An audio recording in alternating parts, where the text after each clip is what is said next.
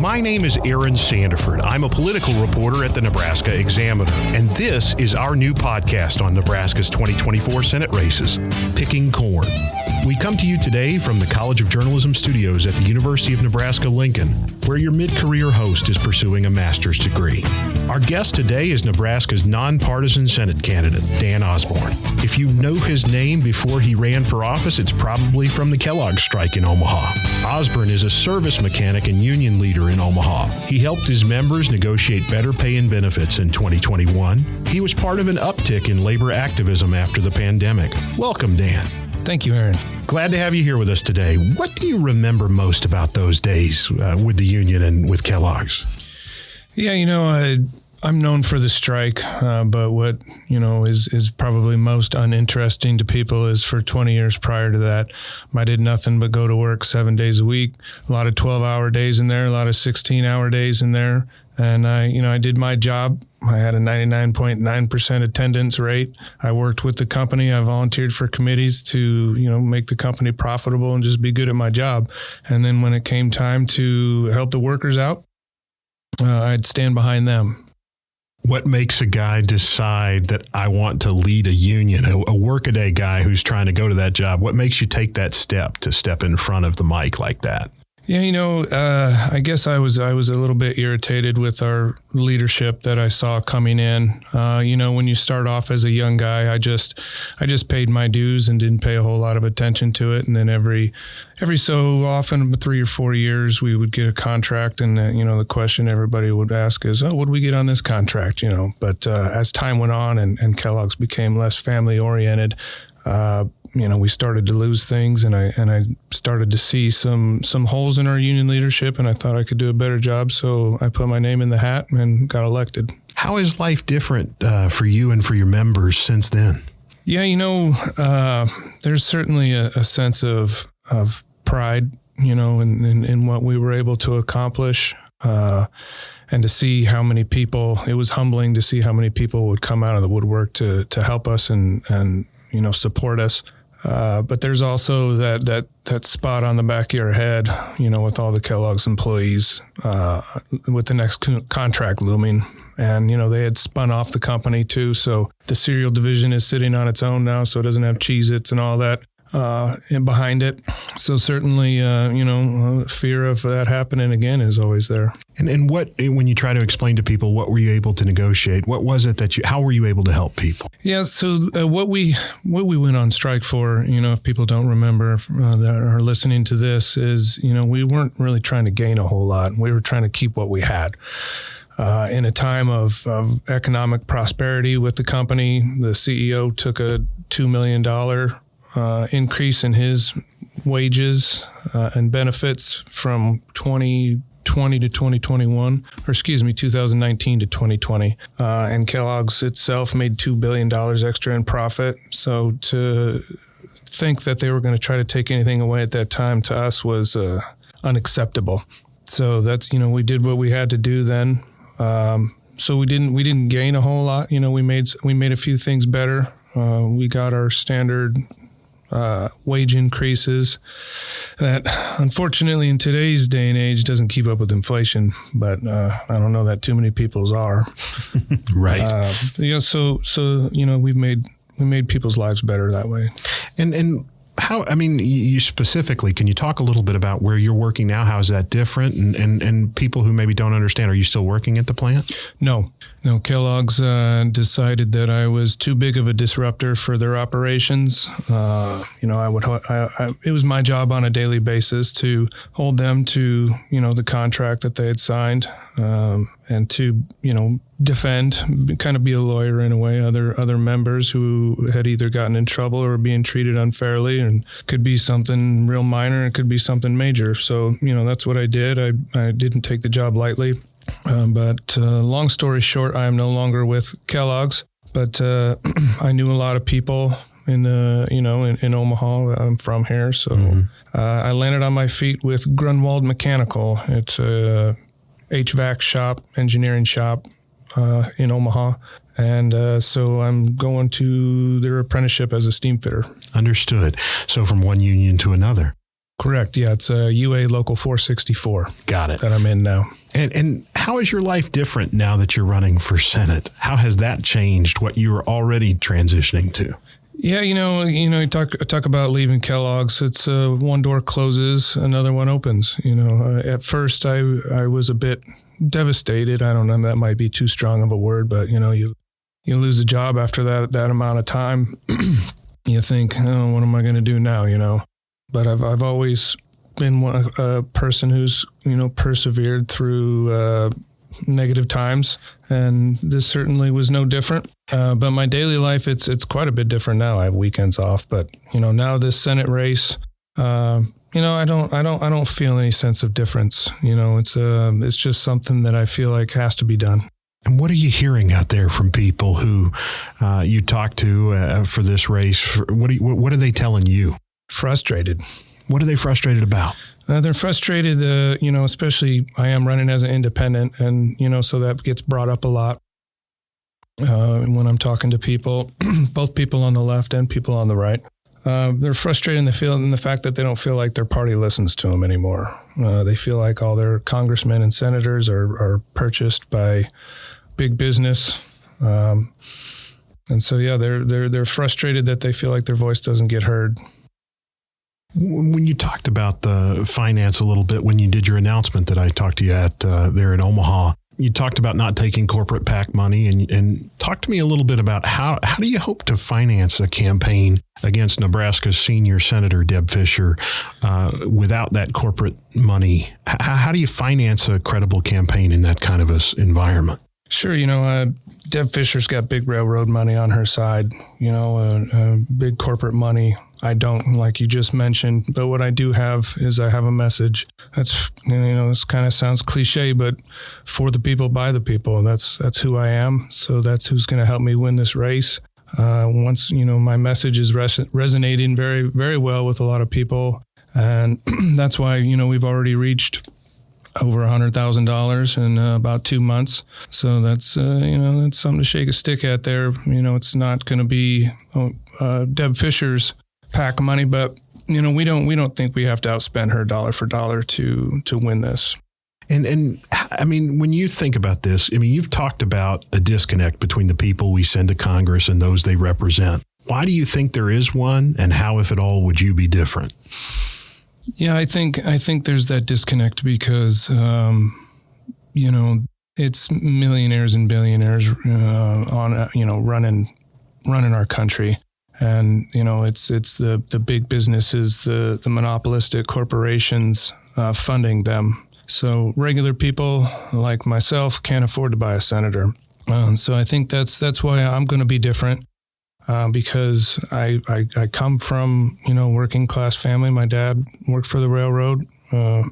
I've always just clocked in and worked every day and did my job and, paid attention to the world around me. And I just want to affect positive change for all working families. And what do you make of the money in politics today? Why is it there? It's astronomical. There is so much money involved in these races. I think I'm not going to quote a price, but I know just our own sheriff's race in Omaha was way too much money that should ever be spent on a local race. And you get into the federal levels. You got these big businesses and their lobbyists, spending a tremendous amount of money for their candidate to win. So, when these candidates do win and, they're got millions of dollars donated to them in their independent expenditures from large corporations, in which we could change that by changing Citizens United. That's something that I'm passionate about wanting to fix, because corporations should not be people, because they're not. Citizens United, for those who are listening, was a court decision that basically allowed unlimited campaign funds, especially outside funds, to be spent on a lot of these races. And that's why you see a lot of outside groups spending more money on these races than they ever before had. Correct. You and I talked at your campaign kickoff in October. You said you wanted to focus on kitchen table issues. What issues did you mean, and how do you want the Senate to address them? Well, kitchen table issues, I mean by that is, cutting taxes for working families, for, regular blue collar, middle class people, and being able to hopefully change a tax code. And so these large corporations can't funnel their money overseas, and pay their fair share, I've read a lot of things recently where people say, oh, well, taking from the rich and giving to the poor, yada, yada, yada. That's, that's not a successful model for the United States. And, but it's not robbing from the rich and taking from, giving to the poor. I want to be very clear about that. Mm-hmm. It's making the corporations pay their fair share. If we're paying 24% tax rate and their corporate tax is 7%, which a lot of them even avoid paying that. Right. That's what I'm talking about. Okay. And how do you close that loophole or those loopholes when you've got a members of Congress that, by your own description, are sent there by a lot of those corporate interests? Sure. We're going to have to elect independents such as myself. I'm not beholden to special interests or a party line in particular, like, a Democrat or Republican would be. So if we could get, and I'm not saying that all senators should be independents or all politicians should be independents, but I think if you have enough of them in our government, that's going to be a good formula and a good blueprint to be able to change some of these things that normally wouldn't be able to be changed because we're not bought. You've challenged Nebraska Senior Senator Deb Fischer. She's one of a handful of conservatives who voted to spend federal dollars on infrastructure. She helped pass that $1.2 trillion road, bridge, and broadband bill that a lot of union folks wanted. Why target her over Pete Ricketts? Yeah, she did vote for that infrastructure bill, and I want to be very clear too that I don't know anybody who's against infrastructure. Everybody who has a head on their shoulders understands the importance of our roads and bridges, etc. But what she didn't do is not read the whole thing, and what a lot of people probably don't know, or maybe they do know, and I'm not giving them credit, is it wasn't fully funded. So, I believe it and without having the figures in front of me, I know it costs millions and millions of dollars added to our deficit. Mm-hmm. So to me, that's a bit irresponsible fiscally. She was censured for that by 3 counties here in Nebraska. But why Deb Fischer and why not Pete Ricketts? Well, the bottom line is Pete Ricketts' spot is a 2-year spot. And I don't like the notion of getting into office if I were to defeat Pete Ricketts and then immediately turn around and have to start getting on the campaign trail and fundraising again. I want to be able to affect change immediately and just start getting to work and not have to worry about that aspect of it. Understood. And I've seen polling by a progressive polling outfit that has a solid reputation that in a vacuum where voters know little more than you are an independent and Fischer is a Republican, it shows a fairly competitive race. What do you make of those numbers and how does that motivate what you're trying to get done? I think Nebraska has an independent spirit. I think it always has, regardless of if you have a D or an R next to your name and you live in, western Nebraska, or if you live in an urban area in Nebraska. I think that poll just goes to show, the fact that we do have an independent spirit here, and people are frustrated with our government and what they see in inflation and especially, with the GOP and the disaster with the House Speaker, that certainly frustrated people to see just bickering within their own party and not being able to get anything done. And meanwhile, the world is in disarray and they can't even, fix themselves. Well, and you mentioned this a little bit, but Republicans in Nebraska hold a nearly 2-to-1 registration advantage over Democrats, and nonpartisans are a growing but politically diverse group. Democrats have said they're considering whether to back your campaign. Do you want that help? And if so, why?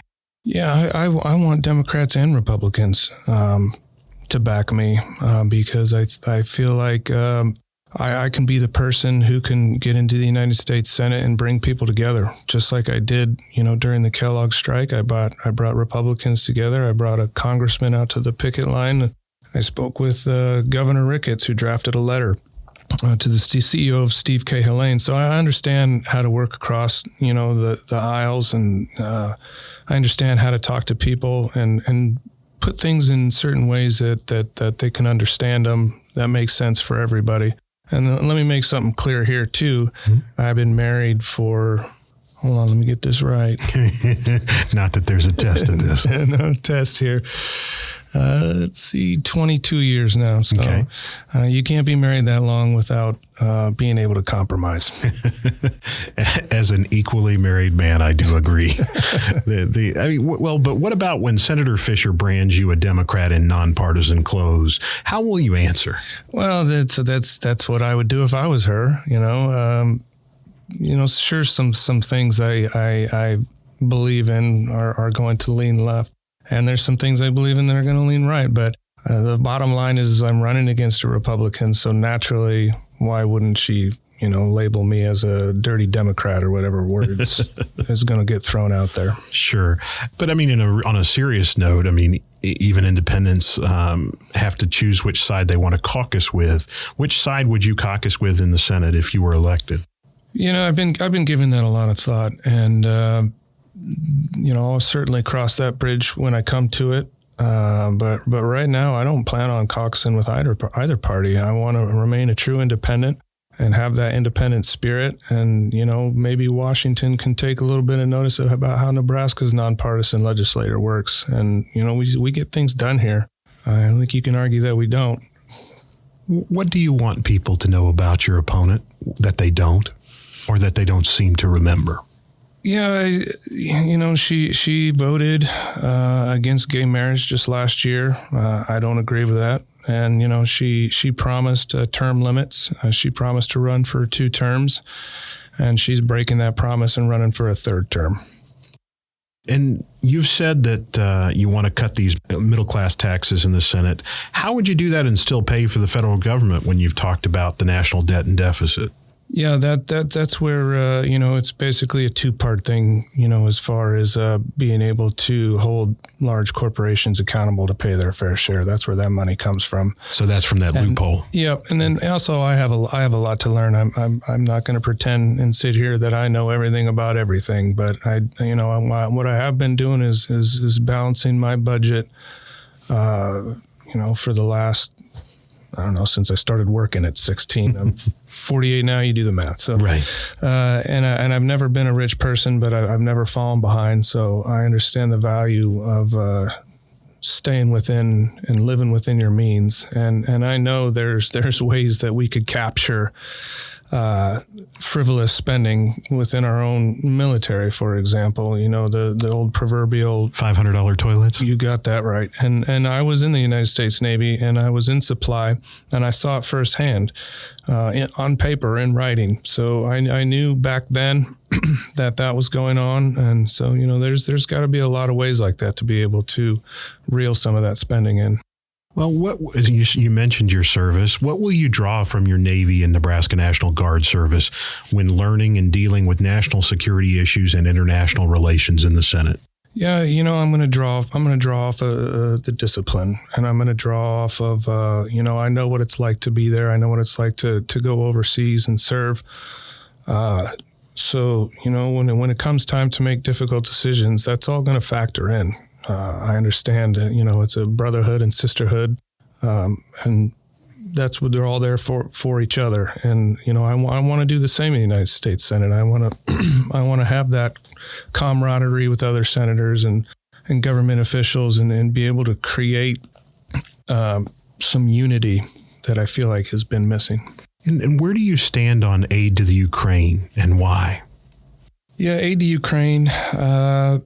I believe we have to keep funding Ukraine, and the reason is Russian aggression throughout since I've been alive throughout history has it has to be kept at bay. It's important for our national security that Ukraine stay a sovereign state, a sovereign nation.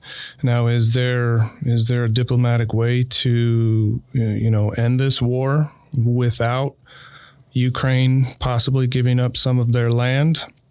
I don't know. That's I would like to think so.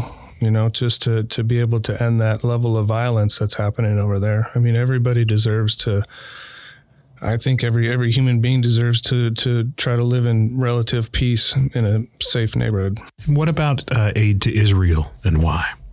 Yeah, aid to Israel is important as well. Hamas embodies, the terroristic state that wants to eliminate Israel and the Jews off the map.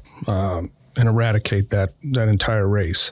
You're not going to be able to negotiate with Hamas, so you first have to eliminate Hamas and hope that a good Palestinian leader comes out of this rubble and is able to start that peace process over again. What do you think is Congress's proper role in some of these discussions? I mean, over the years, Congress has vacillated from wanting very much direct involvement in war powers to kind of negotiating during the war on terror to kind of step back and leave the administration a lot of those decisions. Where do you think Congress should be involved in some of these talks? I think Congress has a big responsibility on putting pressures on those powers in the area, those nations in the area, to be able to find a diplomatic. I know that sounds crazy, and whether that's humanly possible right now, given the complexity of the issue, I'm not going to give in to hopelessness though, and just simply give up. But I do believe that we have to put pressures on those nations to be able to come up with a peaceful solution. Your opponent has made national security her calling card, including securing quite a bit of runway funding for Offutt Air Force Base. What has she gotten right on that score, and what has she gotten wrong? Yeah, obviously Offutt Air Force Base is extremely important military base for the United States. It always has been. So yeah, we gotta put money into that. It's extremely important. But as far as what she got wrong, I don't know. Like I said, if I don't know something, I'm gonna tell you I don't know. If I do something wrong and I come back later, I'll tell you I messed up. And I think that's what a lot of people don't like about politicians and certain things that have happened. They don't want to come back and say, "Oops, I messed up. I'm sorry." It's one of the things. That's one of the things my dad always used to tell me when I was a kid, and I was a little snot-nosed teenager, like all of us were. And he said, "You're going to learn one of these days 3 words that really matter. It's I don't know." Yeah. we all kind of hit that point. Yeah. You're obviously there's going to be a farm bill again, and there's going to be the need to negotiate with urban interests who maybe don't all see what the importance of some of those facets of the farm bill are. What are you hearing when you travel the state from farmers and ranchers about what they need in that next farm bill? Yeah, I haven't really had an opportunity to travel too much, Aaron. I'm still working 40 hours a week. I'm hoping, by February, March timeframe, I'll be able to step away and start hitting the 93 counties in Nebraska. But I have been talking to farmers. I've been talking to regenerative farmers. But as far as details go, we're still in the process of setting up our special committees, and I do, when I go to formulate my policies exactly in detail, that's who I want there with me to help write it, right? Because I'm a city guy. I'm a mechanic.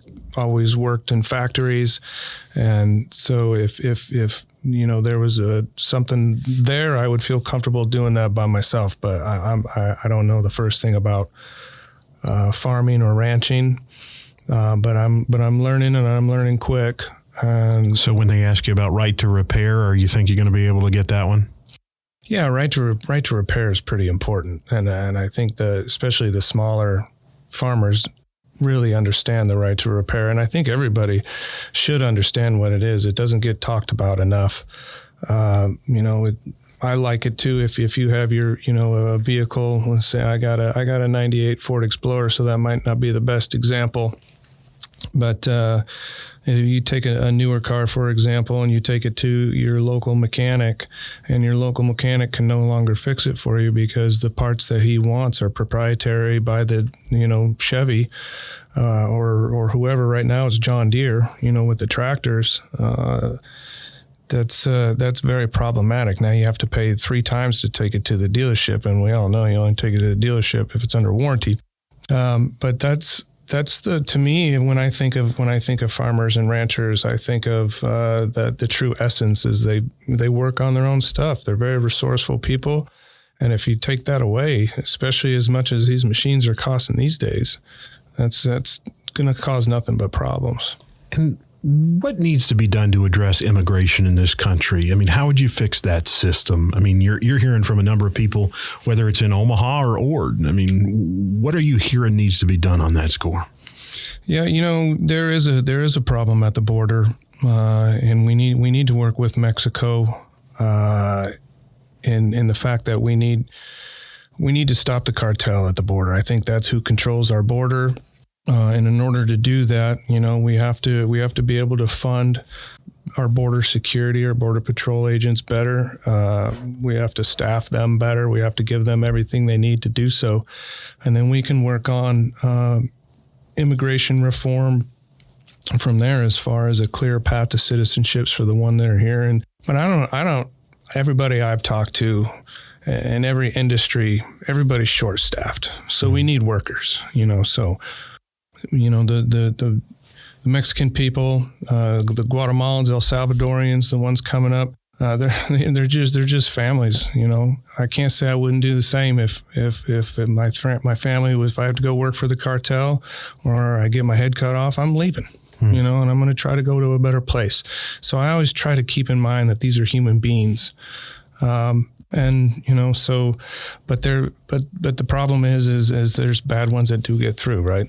So, and there's human trafficking and the drugs coming through the border as well. So yeah, it needs to be shored up, and then we can work on immigration reform. Who is Dan Osborn away from all of this? How would your friends and family describe you? Well, I would say a very hard worker. It's what I've always done. For my family, I'm not saying that's right, that I did everything right. There's no handbook. There's no how to be a good husband or father for dummies. But, with that being said, I've always gone to work 7 days a week. So I missed out on a lot of stuff because I thought it was more important to be able to provide for my family than the time to spend with them. But I think there's got to be a better mixture of that work-life balance. So that's what I understand. And that's what, union contracts help with too, is that work-life balance, because you can negotiate some of that stuff.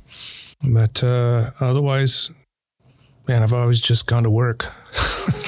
And what defines your character? If you were to walk away from this, let's say you get elected 20 years from now, what do you want people to say define Dan Osborn's character? Integrity. I want people to, if I win this thing and 20 years from now, if they're talking about me, I want to say he always did what he thought was right. Sometimes you don't always get things right, but I want people to know, and I want people to look back and say, he did everything with integrity. He did everything with his heart and always tried to do the right thing. Hey, thank you again for joining us, Dan, and thank you for listening. See you next time on Picking Corn.